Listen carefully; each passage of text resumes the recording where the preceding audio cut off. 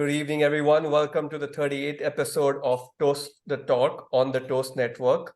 This is our F1 show for the fans, by the fans, of the fans, and only fans, if you get the keyword there. But it's all about the machines here. Today we have a full house right after the Austrian Grand Prix on the Red Bull Ring. Surprise, surprise. Who do we have as a winner today? Actually, we have a Red Bull podium finish, but it was a little more exciting than what the results actually say. And I'll have our panelists talk about the racing weekend itself with the weather, which has been one of the biggest strategy players this season, apart from Max Verstappen. Whatever you throw at him, he just seems to answer the sheet. And today he even wanted that 1 mark extra and got himself the fastest lap. But let's deep dive into what all happened, all the action this weekend, with a quick round of introductions of our panelists today. We have Prashanth, you know which team he supports, and every time he's been on the show, whether it's pre-race or post-race, Ferrari has had a podium finish, which hasn't been too many this year. So he's a lucky charm, no doubt. Naren, whatever the time zone, he's always there with us across the globe. He makes this an intercontinental event. We have Diksharth, who's got trivia on Ferrari, so I'm going to let him talk about it in a bit. Sunny, he's been in the play all this while, a regular over the last few episodes, and he's going to give you some deep dive insights of on the track, off the track. And welcoming our first-time finalist, Prathik, or Super Shetty, as we would like to call him. Prathik, say hi to all our fans in the audience, and also let us know, which team do you support? Hey, hi, Vivek. Thanks for having me over here. Yeah, at least for the past couple of seasons, I have been supporting Mercedes, specifically because of Hamilton. So, yeah, I mean, sad to see that they're not winning from the past 2 seasons, but hoping their fortunes change and they're able to overtake Red Bull. Yeah, you should totally tune into our episode next week because we are headed to British Grand Prix, which is again home ground, and Mercedes generally tends to do better there. But let's start off with a quick roundup with probably you, Prashanth, in terms of what's your view of the weekend that went so far. Thanks, Vivek. Excited to be here after the not so boring, but not so exciting Austrian Grand Prix. I think it was a mixture of both. I think the qualifyings were probably more intriguing than the race. Nonetheless, it was a good one. Personally speaking, Ferrari, not a bad second and a fourth finish. I was somewhere in the bottom of my heart. I was looking at would Sainz do a miracle and overtake Perez, but knowing how fast the Red Bulls were, and also Sainz had to probably, I don't know whether he was really fast tracking and lapping very, very fast. He has to blame himself for the 5-second penalty. There was a lot of drivers who got that. If not for the 5-second penalty, could he have overtaken the Red Bull for a podium finish? It's always going to be a question mark. But it was a good race in spirit. Sainz did held on to Perez for a couple of laps. So did Charles Leclerc for Red Bull. I think he beat Max Verstappen's some 150 laps or something of continuous leading the race, or in the first position he broke the record. So something for me to cheer about. Yeah, 250. Thanks, Sunny. So something to cheer about. Great to see Charles back on the podium. But the only thing I would be a little bit disappointed is why did Ferrari not give the chance to Perez to overtake in the first 3 laps? Thanks. It was a team instruction. We all know that favoritism does happen in Formula One, but it was an open race, or at least for the top 2 positions or the top 3 positions, it was open. Maybe Ferrari could have just let it go a free flowing and then change their strategy by, first pit stop or second pit stop. So overall, happy for Ferrari, decent comeback. Red Bull, I'm not going to talk much about it. I'm sure there are a lot of Red Bull fans who will talk about it. Yeah, let's keeping on with the rare Ferrari podium this season. Diksharth, what are your thoughts? So yes, as a Ferrari fan, it was at least a wonderful race after a very long time, I would say. At least we saw the Reds on the podium apart from F2, F3, and even the F1 Academy races where the Prema is doing quite good. But on strategy point, like I would like echo with what Prashanth mentioned. When Sainz was having a better race pace, they should have let him go in the early laps, right? He would have might have taken a few chunks from Verstappen. I don't think he could have done much though. But I think Fred has a favoritism towards Charles because of his earlier days, and he might have been thrown like if Charles would not have been favored like yesterday, the luck was not on Charles' side yesterday, and he would have been like if Sainz is there, he might protect him for a while, but if not, Charles might get thrown into the back of like Hamilton. So yeah, it might have been some strategy issue, but then again they screwed everything in the pits again for Sainz. It was a 4 second for like LeClerc, and then again a 4 second for Sainz, and he even had to wait. So yeah, it was not Sainz race, I would say for sure. But overall, even as a like manufacturer, Ferrari didn't do that great. I would say uh, Magnussen's was 19th, and even Hulkenberg was doing great. But again, his engines like throw him off at the very same point. The picture in my background showing at so yeah. So if any one of you can guess well, what picture is this? I mean, being a Ferrari fan, you can know it's a red car, but whose car is it? If you can let me know, that would be wonderful. Yeah, I mean, I would just go with like obviously you already mentioned Ferrari, but not too sure. Anyone else wants to take guesses? I think it was already told by Diksharth. It was Carlos Sainz in the Austrian Grand Prix Yeah, 22. it's yes, exactly. And it's the same like incident like last year and the same. I mean, the same Grand Prix again. Sainz was the one who get screwed by Ferrari's strategy or engine or whatever they can have it. So yeah, that's it from my side for the weekend. Like it was the race was good. There was like being a short lap, it was too much of action. There were so many penalties when we have talk of it, and so much complaining about penalties as well that that person should have a penalty and not. It was seeming like a class eight standard class where everyone is blaming everyone for everything. But yeah, fun race, Yeah. I'd say. And actually, if folks tuned into our previous episode, we actually had the explanation of what a black and white flag is. Maybe we should have saved it for this episode because it was more of how many people didn't get the black and white and as they went off track limits. Huge question on that itself, right? With the number of cars getting off the track limits, did it even make sense to have the white line in this case as a criteria, or do we sort of switch that out? But before we get into that, Naren, what were your thoughts? Thanks, Vivek. So overall, it was like usual. It was a mixed bag for the last 10. Usual predictions on the top 10, like how Diksharth and Prashanth were saying. I was a little gutted for Sainz for the fact that he had a brilliant pace, even though they had messed up with his pit stop. He made sure that he came at least fourth on the grid. So that's for me a biggest disappointment. And being a Perez fan, Red Bull Perez fan myself, seeing Perez coming all the way from 15th to 3rd is a huge achievement, given the fact that he had lesser Q3 appearances than probably Haas or William. But yeah, like you said, almost 50% of the entire drivers got a 5-second penalty. And many were primarily because they ran off the track. One or two primarily for an unsafe release, like Logan Sargent.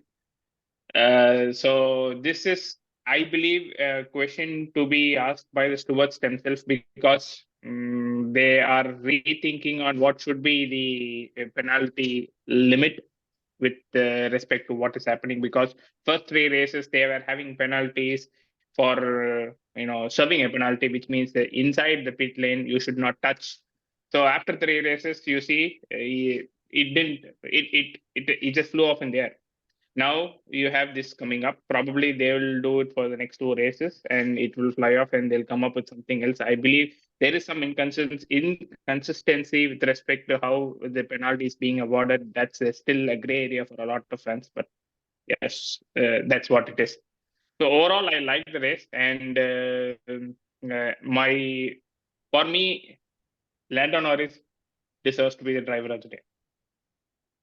which he did. So good job there. There's a lot of redemption for a lot of drivers in today's race. Sunny, what are your views? On the race, on the sprint, the race. The Yeah, I think it was entire pretty. weekend.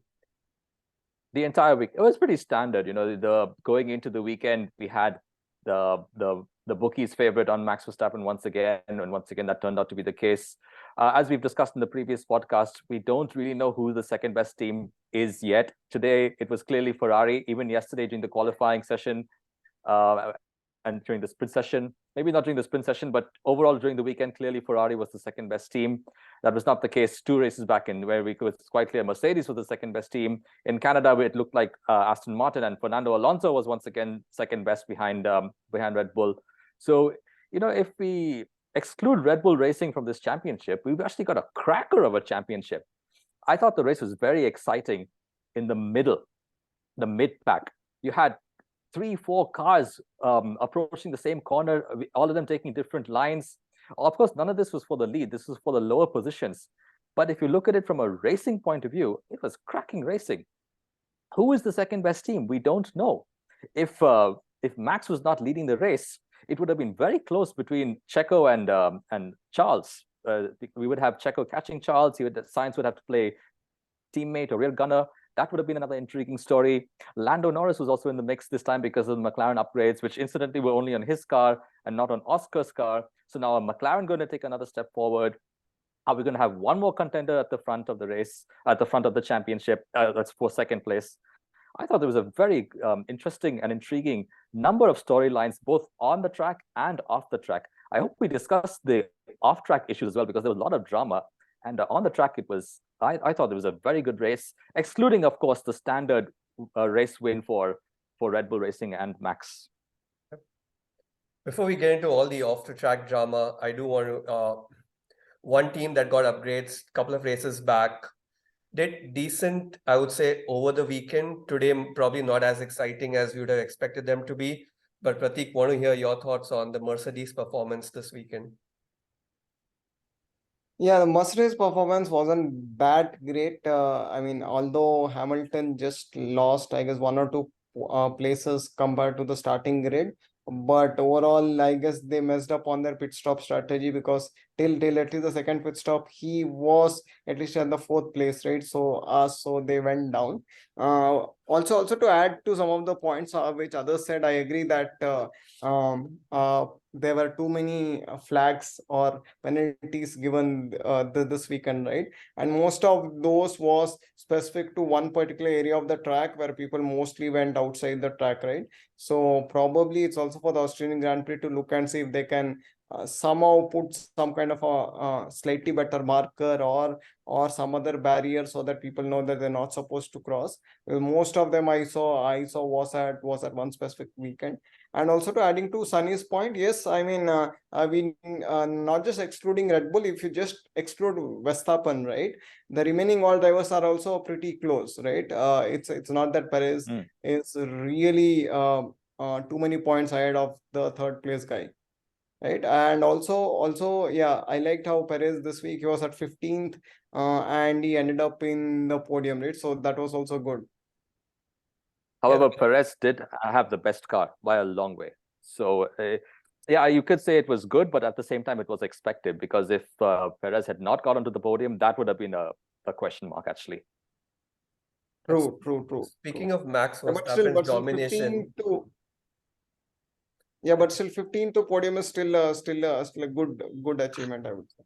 But I think expected in a Red Bull car, right? As Sunny said, as Sunny said, if somebody in Ferrari or Mercedes or McLaren does that, then it is wow. Then it's a wow. It would be. Yeah. It's a fabulous turnover and a recovery. But even if Max Verstappen, I think we saw Max Verstappen, I think 3 or 4 races ago, sitting somewhere on 14th or 15th and winning the race, right? With the kind of the power the car has and the kind of talent he has, I think I totally agree with Sunny. It's not at all a shocker. It's not at all a surprise. And I think I'm very happy. Meaning, I was really wondering whether Lando will win the Driver of the Day award. And I'm very happy to see he's won that, meaning somebody who's struggled so far won it, and somebody who's been consistent in the podiums with a fabulous car. 15 to third it's great, but it's kind of expected. Yeah, Yeah. true. I mean, even you look at Max today, he had the luxury of taking another pit stop just so that he could go fastest lap. And that just shows. Yeah, he could No. get that one extra point. Yeah. Maybe an idea for our next podcast is the 2023 Red Bull racing car, is this the most dominant car in the history of Formula One? This alone is a topic. And in a car that is... I think it's a combination of Max and the car, right? Like, because if it was the car, then Perez should be cleanly number two. I see this is a record-breaking car. Like he might be able to break his own record of like meaning maximum in a single 15. session. 15 wins. 15 was the one he had last year. It was still a competitive races we might have seen from him. This year he's driving all alone. The only way he can be probably being boring. There's one seven-time world champion who thinks that this race season is becoming very boring. What are your thoughts? No, I say it's a combination of Verstappen and the car, right? Because Perez clearly isn't like, if you see between Perez and the third guy, which is I guess Alonso, the difference in points isn't that much. So it is that's more of Alonso consistency also. Yeah, cool-headed, consistent Verstappen we are seeing finally. I'm not too sure about the cool-headed, because when it comes to wheel-to-wheel racing, they're still very Max can be very, very aggressive, as you saw. He was angry yesterday about Perez. Yeah. One point about Max is, as you pointed out, Vivek, whatever the conditions, whatever you throw at him, whoever is lining up with him on the second place on the grid, whether it's Aston Martin or his teammate or the Mercedes or the Ferrari, whether it's dry conditions, wet conditions, intermediate conditions, it doesn't matter. In fact, there's it's common knowledge in Formula One that when it's raining and the track conditions are damp, then it's tricky for the drivers, which is true. However, as we saw in the sprint yesterday, Max's winning margin was greater than the entire race. In a 24-lap race, he finished the race 21 seconds ahead of second place. And today, after nearly 70 laps, of course, discounting the pit stop, after nearly 70 laps, he was about 23 or so, about the same margin as what the sprint race victory was. And that is triple or more than triple the number of laps. So it just goes to show that during the in intermediate conditions and damp conditions, Max Verstappen has it covered. Yes, you could tighten the field, you could get some surprise results, but then again, the skill drivers will always rise to the top. And that's where we're seeing the class of Max and Red Bull Racing, the combination coming together and really just breaking all records. But still, getting back to what are your thoughts on Hamilton saying the season's boring and the dominance is killing the sport? This, by the way, is a 7-time world champion. I believe even Verstappen had it covered by his comments. Like he had replied back, and all the Red Bull fans are accumulated again, behind him, saying it's just that he never complained whatever the conditions were. He was just complaining about themselves not being better. And now Hamilton is saying that this the entire season got boring and everything, and he's like, it's up to them to cover them up, and not for him. Now they're asking him to limit, they are going to develop their 2024 car, and Mercedes and Ferrari, they're focusing on the 2023 car still, and that's all the fuss they are trying to create.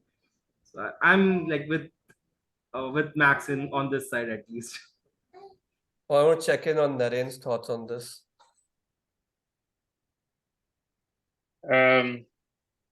Is the season become boring because of the dominance? I would say no, because I would probably leave the first place alone, because we know it's the clear winner who is going to be the title winner. Also, in the post race conference, he was I think it was David Coulthard. He was asking Max Verstappen, do you still dream of winning the third title today? To which he didn't say yes, he didn't say no. He said, I'm just enjoying the car, which is optimistic from him. So let's leave him alone. But the second and third, like how Sunny said, we don't clearly have a second team or a second driver yet because of the fierce competition that we have. So I'm very excited to see who will come in the second, third, fourth, fifth, so on and so forth, because it's still a mixed bag. And many people have been bringing many upgrades, like the McLaren, for instance, in this race, and they have been very dominant this race. At least with the upgrades, even though they didn't finish on the top, they still show that they have potential to be on the top. So I'm still excited to hear how who will be the second place, who will be third place in the drivers' championship, and who will probably come second and third in the constructors. Now we have Mercedes who are on the second place, but the between the second and third, it's a very small margin. So anyone can be the second place at the end of the season. So the second, third, fourth is what is exciting me, and that's what I'll be looking forward to for the entire season. Could Yeah, it be I think McLaren? the upgrades also help out, Maybe. right? Like I think everyone's done like Mercedes has gotten upgrades, Ferrari's got some Ferrari. upgrades, McLaren's gotten the upgrades, and we are seeing those Even Red differences Bull at least in has the first race that they the brought in. Now we have to see if that consistency stays. Yeah, even just Red before Bull we had move out, their own go ahead, Matt. Red Bull had their own set of upgrades. It was not as major as McLaren, but they had their own upgrades for the Austrian Grand Prix. Also, probably some changes in the suspension, so on and so forth. But everybody is bringing their own upgrades. So it is about how well these upgrades fare well on the track. For the practice qualifying, and obviously how the car matters on the race. Is it a race winning car is what we have to see when it comes to the upgrades over the period of time. Yeah, Prashanth, you had some thoughts. Yeah, I was just saying before we digress from Hamilton's statement, here's my viewpoint, right? So when Hamilton was winning, I think some fans were also in the same opinion that it's been a boring season, continuous racing. What matters is if you are in the front and there's no dirty air hitting you, everything's hunky-dory. The moment you are back and the moment you're chasing somebody, of course, there will be some disgruntled situations. I think what we need to look at is we got about 3 or 4 more races to go before the season break comes in. So the F1.5, which is what I think I was super excited when Hamilton was winning. Who's going to be the second, third, fourth? Which constructor is going to be there? Will Ferrari maintain 2 years of a second place in constructors? That's a big question mark. And as a Ferrari fan, I would love to see that. But the reason I'm highlighting this is 3 more races or 4 more races to go for the summer break. So a lot of teams will try to not do any more upgrades because they will try to get maximum points, finish stronger, and then relook at during the summer break as to what needs to be done for the second half. Too many upgrades will kill you because the season is very, very long, right? We got 23 races. We are done with about 8, 9. We'll complete 12, 13 by the mid-season, right? So as a driver, it's okay to complain, but as a fan, I think there's still some excitement left, even if Red Bull wins and Max Verstappen wins in the next few races, but I think there's still some excitement left in the season. Speaking of excitement of the tracks, we always see Hollywood folks in the garages, in the crowds, but there's Hollywood money pouring in also. Sunny, you want to share your thoughts on that? Yeah, so just so that for the benefit of our viewers, we recently had got the name of the celebrities. Ryan Reynolds. Ryan Reynolds and David Jordan.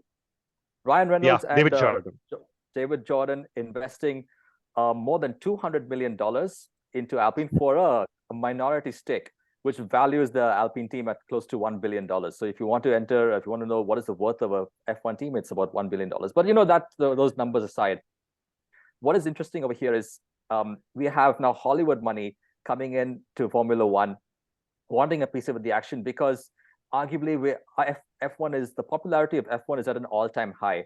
We've had let's not forget that 2019 and 2020, we were hit by COVID-19 and everybody was at home and everybody had time to watch F1. So that created the snowball effect. And then we had arguably the greatest Formula One season ever, 2021.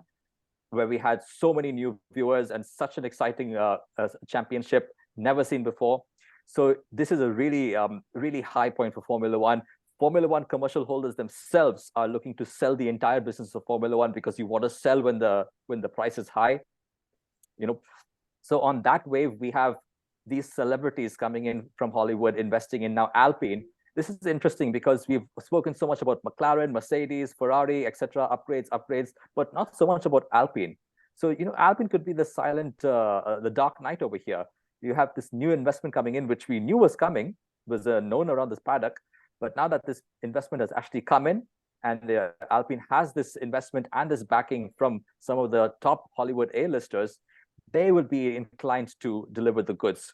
So we have McLaren, who might have joined the party today with their upgrades in the race for second. Who knows? Maybe 1 or 2 years down the line, Alpine, being a works team and with this new investment and new energy, even they might join the race for second or the race for the championship. Yeah, no, I think the one thing I would add is there's also the Netflix Drive to Survive. Oh yeah, That of led course. to a lot of individuals joining onto the F1 bandwagon. And, we might see some crossovers now with this Hollywood money coming in. There'll be some interesting ones there. Diksharth, what are your thoughts around this space? Sorry, I was on mute. So, as you already pointed out about the Drive to Survive, I think Netflix had F1 had the aim of drilling down the US audience a lot using the DTS seasons. They are successful on that after seeing Ryan Reynolds investing in Alpine, I believe. Also about the works, I believe there's a movie being going on with Brad Pitt and That's right. Lewis Hamilton working on it. And yeah, also about when talking about Alpine and the investments, the Alpine boss has already said that we are the Dark Knight and we will be able to see much more from Alpine in the second half of the season. I believe I forgot his name. His name is a bit Laurent Rossi. Yes. So he has already said they are going to have some surprise for everyone. So I believe this money is going to go somewhere good for the Alpine. And speaking of Brad Pitt and Lewis Hamilton as producer, they're actually going to be shooting scenes of that movie next week at the British Grand Prix. And Brad Pitt's actually going to be driving an F2, which will then, through CGI, be made into an F1 for the movie. But that's Hollywood trivia for everyone who's following our show. And you heard it here first. Before we wrap up for the weekend and get into the gears for the British Grand Prix, which obviously is going to provide some home ground advantage for Mercedes fans, I want to hear from you, Prathik, in terms of what are your expectations for next weekend? Yeah, I'm at least hoping that Hamilton comes second. I know that Red Bull has so much of an advantage that it's gonna be Verstappen number one, unless and until he has an engine failure or some kind of issue, right? So I'm at least hoping that Mercedes comes second. Okay, fingers crossed there from a Mercedes Yeah, fan. fingers crossed. And I think that's the other thing that you have really well highlighted, and that's something Max mentioned today on the radio. He thanked, obviously, his driving skills, no doubt, thanked the car, thanked the pit crew. Red Bull pit crew, under 2.2 seconds, back to back. Everyone else has a bad day. Red Bull never seems to have a bad day. And reliability of the car. I think they've really checked all the boxes and they are going in this dream run that they deserve, I would say. But before we wrap up, any last thoughts from everyone? And I'll go around the entire group, and Sunny's already put his hand up, so let's start off there. Yeah, last thoughts, because I want to quickly highlight the fastest pit stop. So quick trivia, do you know who's the sponsor for the fastest pit stop? Yeah, It's mentioned all the time. DHL. DHL, yes. So DHL. whoever does the fastest pit stop, you'll see the DHL logo, DHL fastest pit stop logo on top of their pit garage, which you can't see on TV, but it is there. So in the beginning of the season, Ferrari actually had the fastest pit stop in sub 2 seconds. And so that DHL logo was on top of the Ferrari garage. Now, this actually irked the Red Bull pit crew, and they said, no, we need to strive to get it. So they practiced, and in one of the races, they managed to outdo Ferrari and by maybe a 10th or less than that. And now they have the fastest pit stop, as they should, because they're the most professional team. And that DHL fastest pit stop logo is proudly sitting on top of their garage. That's interesting trivia. I wasn't aware of that. Yeah. That totally makes sense. Thanks for that. Naren, any last thoughts from your end? I'm looking forward for the next weekend because British GP in general has produced a lot of news in the past, be it the Hamilton Verstappen rivalry to brilliant races in the past. So I'm excited to see, like how Prathik was saying, how Mercedes is faring, Mercedes will fare because given that it is their home ground. So overall, I'm also looking for how other teams will probably use the upgrades that they had if they were unable to perform this week, to see how well they perform next week. Like for example, the McLaren, they were dominant. How will they be dominant next week? Is the upgrades consistent? Things like that is what I'll be looking forward next week. Thanks for that. Prashanth, 15 seconds to you. Well, between now and the British Grand Prix, I'm going to hone up my skills, practice my skills on the British Grand Prix, driving on my cell phone, a brand new game I found on Formula One. I'm right now driving for Alpha Tauri, which is pretty surprising. I'm supposed to finish in 6 races above 17th place. And the first Grand Prix is actually British Grand Prix for me. So I'll get to see the corners, I'll get to see the DRS. I got to be better in those 1 seconds. And I'm getting a feel of how challenging it's going to be for the teams. If you lag behind, it's impossible to capture in Silverstone, right? Personal experience. So if you stay behind for whatever reason, it's a huge challenge. So be in the front. Awesome. Thanks a lot for that. Thanks everyone for viewing this show today. And we'll catch everyone at the end of this at the British Grand Prix next weekend. So thanks a lot, all our panelists. Share, like, subscribe. Like I always say, thank you for being on Toast the Talk.